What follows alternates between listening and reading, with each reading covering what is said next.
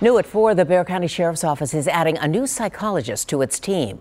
Eyewitness News reporter Sharon Ko explains why the sheriff believes she will help change the culture of the agency.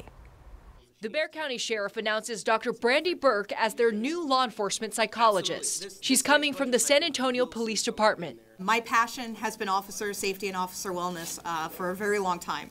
And to be a part of the sheriff's vision for this agency is a huge honor. Salazar says part of his vision is to address and reduce employee misconduct issues at the department.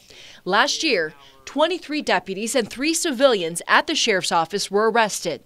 The crimes range from DWIs to sexual assault of a child. Everybody knows that we are very much an agency in transition. I think that certainly we've made our stance abundantly clear to everybody within the agency and outside the agency that officer misconduct will not be tolerated.